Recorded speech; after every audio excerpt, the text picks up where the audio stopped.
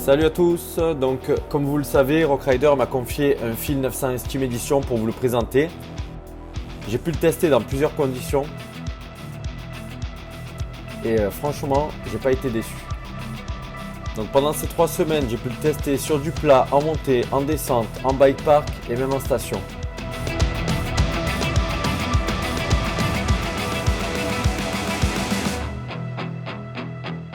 Donc ce VTT est un trail en carbone de catégorie 4 avec des passages de câbles en interne et un sabot de protection plutôt bien foutu sous le pédalier. Il est équipé de roues Crossmax XLR en 29 pouces, c'est le modèle carbone haut de gamme. La transmission c'est une SRAM GX en 12 vitesses en 1052.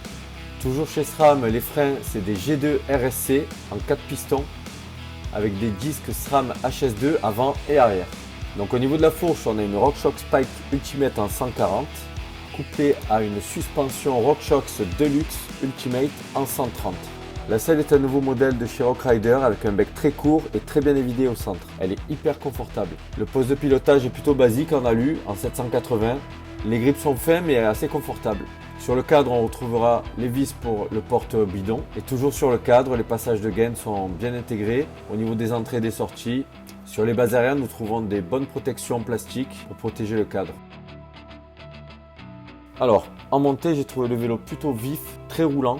Les relances sont bonnes et même sur les radars, la position sur le vélo, la transmission, les roues carbone hyper légères ont fait qu'en fait, ce vélo est un très bon grimpeur. Sur les chemins roulants, le pédalage est plutôt bon. La cassette en 1052 offre un bon développement et le plateau en 32 est suffisant pour attaquer sur les chemins et prendre de la vitesse. Donc en descente, c'est ma partie préférée. Donc le vélo est plutôt joueur, il est léger, on peut l'emmener où on veut.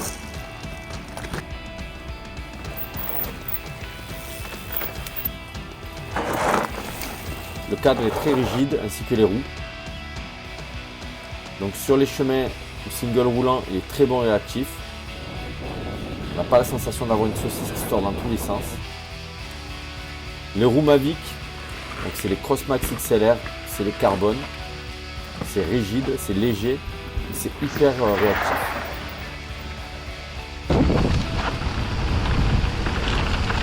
Alors pour les pneus, je les ai trouvés plutôt roulants. Par contre, il manque un peu de grip dans la caillasse. Je pense que c'est des pneus plutôt pour la boue ou pour la terre. Alors le cintre, il est en alu basique, c'est du 780. Il tombe parfaitement sous les mains. On peut le changer pour un modèle plus personnel. Les grips sont fins mais font le taf. Ils sont assez confortables. En bike park, j'ai pas eu de sensation de gêne, de fatigue, de mal aux mains. On peut faire la première, on passe par la rouge hein. La transmission c'est du GX chez SRAM, on connaît bien. C'est du costaud, c'est très fluide. Alors le choix du plateau en 32, il est plutôt judicieux. Chez moi on roule plutôt en 30 avec des portions à 15%. J'ai pas été gêné, au contraire vu que le vélo est roulant et léger, ça passe très bien et du coup ça donne encore un petit peu d'amplitude. Alors la fourche est hyper souple. Au début j'étais un peu gêné parce qu'il n'y avait pas de token, donc j'en ai rajouté 2. Et là j'avais un petit peu plus de rigidité. Donc sur les portions cassantes, j'avais un meilleur ressenti au niveau des passages. On peut régler les hautes vitesses et les basses vitesses à la volée avec la molette sur le dessus. L'amortisseur est top, on n'y pense pas, on l'ouvre ou on le ferme. Il est fermé, bien dur, bien rigide pour les montées. Et dès qu'on passe dans les descentes, on l'ouvre. Et là, il n'y a pas de souci, il répond très bien. Il est simple et efficace. Alors les freins SRAM, ça freine bien. Après, on aime ou on n'aime pas SRAM, c'est un toucher plutôt progressif. Je suis habitué à du Shimano, donc ça n'a rien à voir, mais ils font quand même le taf. Alors mon ressenti sur ce vélo, c'est un vrai VTT, c'est un couteau suisse. Il peut tout faire, il monte, il descend. Ça ne sera pas le meilleur en descente, ce n'est pas un enduro. Ça ne sera pas le plus rapide en montée, c'est pas un XC. C'est un vrai vélo all mountain. Au niveau du débattement, j'ai été surpris, en fait c'est largement suffisant pour tout ce que tu veux faire. Même en station, j'ai plutôt apprécié et pourtant c'est assez cassant par chez nous.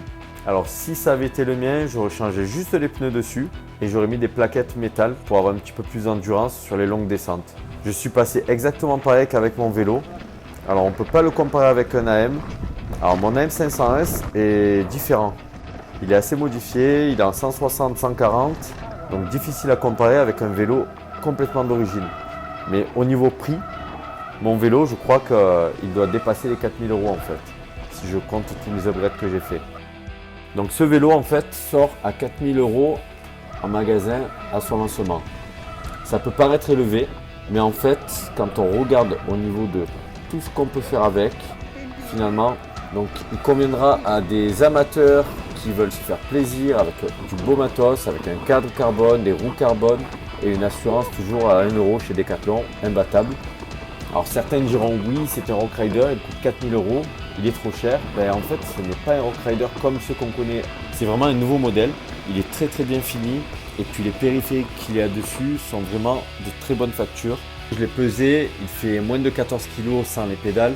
Sans rentrer dans les détails de la géométrie qui est assez moderne, donc avec un angle assez ouvert, un tube de selle assez redressé, donc qui facilite bien les montées et les descentes. Alors pour mon utilisation à l'année, il me suffirait largement. En bike park, je l'ai trouvé un petit peu juste. Alors c'est pas son programme de base, mais on peut l'amener quand même et aller faire un petit tour avec en station. Il fera tout à fait le job.